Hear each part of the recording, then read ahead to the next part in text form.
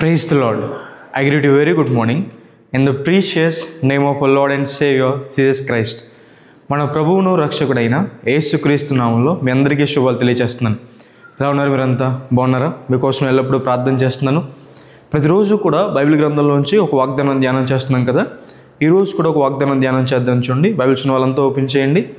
లూకా సువార్త 22వ అధ్యాయము 19-20 వచనాల్లో రాయబడింది. ఇది మీ కొరకు ఇయ్యబడుతున్న నా శరీరము, ఇది మీ కొరకు చిందించబడుతున్న నా రక్తం వలనైన క్రొత్త నిబంధన. హల్లెలూయా. క్రీస్తు ప్రభువారు తన్ను తాను అప్పగించుకునే రాత్రి ఆయన ఒక మేడగదిలో పస్కా పండుగను ఆచరించడానికి, పాసోవర్ ఫెస్టివల్ని ఆచరించడానికి తన శిష్యులందరినీ ఒక మేడగదిలోకి తీసుకువెళ్ళి అక్కడ దేవుడు తన పై వస్త్రాన్ని తీసి పక్కన పెట్టి ఆయన ఒక పళ్ళెంలో నీళ్లు తీసుకుని శిష్యులు పాదాలు కడగడం మొదలు పెడతారు. అలా కడుగుతున్నప్పుడు పేతురు గారు, ప్రభువా నువ్వు నా పాదాలు కడగొద్దంటే ప్రభు అంటారు, కడగబడిన ఎడల నాతో నీకు పాలు లేదని చెప్తారు. ఆ సమయంలో పేతురు గారు, ప్రభు నన్ను మొత్తం కడగమంటే స్నానం చేసిన వారు కాళ్ళు చేతులు కడుక్కుంటే సరిపోద్దని. అంటే ఈ విషయం మనకి బాప్తిస్ము, దాని తర్వాత అనుదినము కూడా మనము వాక్యం ద్వారా మన హృదయాన్ని కడుక్కోవడం అన్న విషయం తెలియపరుస్తుంది. అయితే కడగబడకపోతే దేవునితో మనకు సహవాసం లేదని. దాని తర్వాత ప్రభువు ఒక రొట్టెని తీసుకుని దాన్ని విరిచి, ఇది మీ కొరకు ఇవ్వబడుతున్న నా శరీరమని, ఆయన ఒక పాత్రలో ద్రాక్షరసం తీసుకుని దాని కృతజ్ఞతాస్తులు చెల్లించి ఆశీర్వదించి, ఇది మీ కొరకు ఇవ్వబడుతున్న నా రక్తం అని చెప్పి, ఇదంతా కూడా కొత్త నిబంధన అని చెప్పడం మనం చూస్తాం. నిబంధన అన్న మాటకు అర్థం ఏంటంటే నెరవేర్చబడేది, ఖచ్చితంగా నెరవేర్చబడేది. బైబిల్లో అనేక రకమైన నిబంధనలు చూస్తాం. దేవుడు అబ్రహాంతో చేసిన నిబంధన, దేవుడు మోషేతో చేసిన నిబంధన.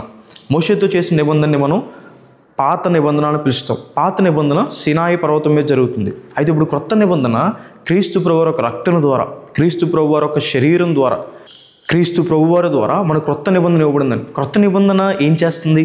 క్రొత్త నిబంధన ఆయన చిందించిన రక్తం ద్వారా మనకు పాపక్షమాపణ. ఎవరైతే క్రీస్తు ప్రభువారి దగ్గరికి వచ్చి తన పాపాలు ఒప్పుకుంటారో క్రొత్త నిబంధన ప్రకారం దేవుడు మనల్ని కూడా క్షమిస్తాడు. వారు ఎక్కడి నుంచి వచ్చారు, ఏ ప్రాంతం నుంచి వచ్చారు, వారి పాత జీవితం ఎలా ఉంది, అవేమీ దేవుడు ఆలోచించడు. కానీ పశ్చాత్తాపంతో ఎవరైతే క్రీస్తు ప్రభువారి దగ్గరికి వచ్చి వారి పాపాలు ఒప్పుకుంటారో దేవుడు వారిని క్షమిస్తాడని. ఆయన పొందిన దెబ్బల ద్వారా మనకి స్వస్థత కలుగుతుందని దేవుని వాక్యం సెలవిస్తుంది. క్రొత్త నిబంధన ద్వారా మనం దేవునికి మరింత సమీపస్తులుగా అయ్యామని, దేవుడు చిందించిన రక్తం ద్వారా మనం దేవునికి మరింత దగ్గరగా అయ్యామని. క్రొత్త నిబంధన ద్వారా దేవుడు చిందించిన రక్తం ద్వారా మనం దేవుని కుమారులుగా, దేవుని కుమార్తెలుగా చేర్చబడ్డామని అధికారం దేవుడు మనకి అనుగ్రహించాడు. క్రొత్త నిబంధన ద్వారా యేసు నామంలో మనం చేసే ప్రతి ప్రార్థన కూడా ఆయనకి అంగీకరించబడుతుందని, ఆయన సన్నిధికి చేరబడుతుందని. మనకి ఇంకెవరో కూడా మధ్యలో మీడియేటర్స్ ఎవరు అక్కర్లేదు. చనిపోయిన సేవకులు కానీ, మరియమ్మ గారు కానీ, వీళ్ళెవరూ కూడా మనకు అక్కర్లేదు. యేసు నామమున మనం చేసే ప్రార్థన అంగీకరించబడుతుందని. క్రొత్త నిబంధనలో మనకి యేసు నామములో అధికారం ఉందని.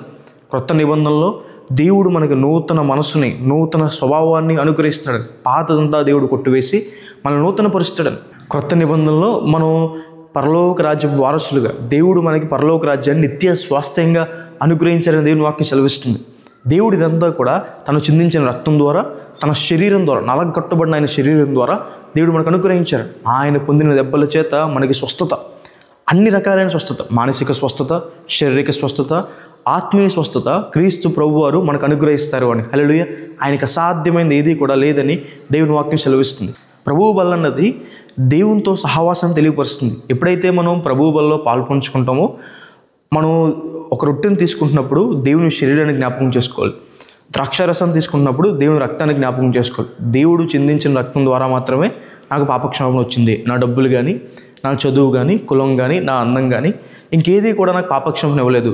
దేవుడు చేసిన త్యాగం ద్వారా మాత్రమే, పుణ్య దాన బలి కార్యక్రమం ద్వారా మాత్రమే, ఆయనే బలిగా ఈ లోకానికి వచ్చి ఆయన నా కోసం ప్రాణం పెట్టడం ద్వారా మాత్రమే నాకు పరలోక రాజ్యం, పాపక్షమాపణ నాకు వచ్చింది అన్న విషయాన్ని జ్ఞాపకం చేసుకుంటూ, ప్రభువు చేసిన త్యాగాన్ని, దేవుని ప్రేమను మనం జ్ఞాపకం చేసుకుంటూ మనం ప్రభువు వల్ల పాల్పంచుకోవాలి. ప్రభువు వల్ల మనకి సహవాసం నేర్పిస్తుంది. మనందరం కూడా దేవునిలో ఒకటే, సంఘ బిడ్డలందరూ కూడా దేవుని శరీరమై ఉన్నారు, మనందరం కూడా ఒకటే అన్న విషయాన్ని తెలియపరుస్తుందని.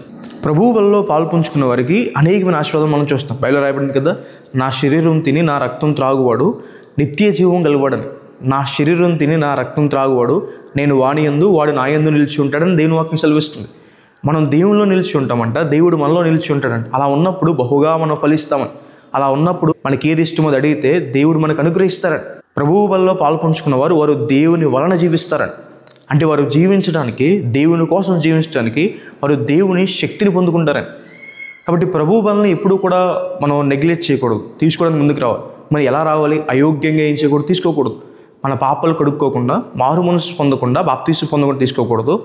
అలాగే ఎప్పుడైనా దేవుని వ్యతిరేకంగా నడిస్తే ఒకవేళ మనం కడగబడకుండా, పాప క్షమాపణ పొందకుండా, దేవుని దగ్గర తప్పు ఒప్పుకోకుండా మనం తీసుకోకూడదు. అలా తీసుకోవడం ద్వారా మనకు శాపం. అయితే సిద్ధపడి ప్రభువు బలిలో పాల్పంచుకోవడం ద్వారా విశేషమైన ఆశీర్వాదం పొందుకుంటాము అని. హల్లెలూయా. దేవుడు మనల్ని ప్రేమించి ఈ లోకానికి వచ్చి క్రొత్త నిబంధన చేశారు. ఆ నిబంధన దేవుడు నెరవేరుస్తాడు. ఆయన మనల్ని క్షమిస్తాడు. తన కుమారులుగా, తన కుమార్తెలుగా దేవుడు మనల్ని చేర్చుకుంటాడు. తన రాజ్యంలో దేవుడు మనకు చోటిస్తాడు. తన ఆత్మశక్తిని దేవుడు మనకు అనుగ్రహిస్తాడు. కాబట్టి ఈ వాగ్దానం విశ్వసించండి, ప్రార్థన చేసుకుందాం. సర్వశక్తిమంతుడా, జీవం గల దేవా యేసయ్య ప్రభువా, మీకు వేలాది వందనాలు యేసయ్య. ఈరోజు వాగ్దానం ద్వారా మాతో మాట్లాడినందుకు దేవా ప్రభువా మీకు వందనాలు. ప్రియులు ఎంతమంది అయితే ఈ వాగ్దానం వీక్షించారో ప్రభు, వారి జీవితంలో మేల్చేయండి. మా కొరకు కొత్త నిబంధన చేసిన దేవా మీకు వందనాలు యేసయ్య. ప్రభువా, మా పాపాలు క్షమించిన దేవా మీకు వందనాలు యేసయ్య. ప్రభువా, మీ రక్తం ద్వారా మాకు పాపక్షమాపణ అనుగ్రహించిన దేవా మీకు వందనాలు. మీ రక్తం ద్వారా తండ్రి మీకు సమీపస్తులుగా చేసిన దేవా మీకు వందనాలు యేసయ్య. మీ రక్తం ద్వారా తండ్రి మమ్మల్ని పవిత్రులుగా చేసిన దేవా, నూతన మనస్సుని, నూతన స్వభావాన్ని అనుగ్రహించిన దేవా మీకు వందనాలు. ప్రభువా యేసయ్య, మిమ్మల్ని ఎవరైతే ఆశ్రయిస్తారో ప్రభువా, వారి పట్ల క్రొత్త నిబంధన నెరవేరుస్తున్న దేవా ప్రభువా మీకు వందనాలే. మీ శరీరం ద్వారా మాకు స్వస్థత ప్రభువా, ఆరోగ్యాన్ని ప్రభువా అనుగ్రహించిన దేవా మీకు వందనాలు. ప్రియులు ఎంతమంది అయితే ప్రభువా మిమ్మల్ని ఆశ్రయిస్తున్నారు, వాళ్ళ జీవితంలో గొప్ప మేలు చేయండి, ఆశీర్వదించండి, ఉన్నతమైన స్థలాలను ఉంచండి.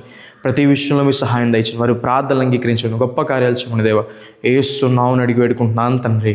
ఆమేన్. God bless you. God bless India.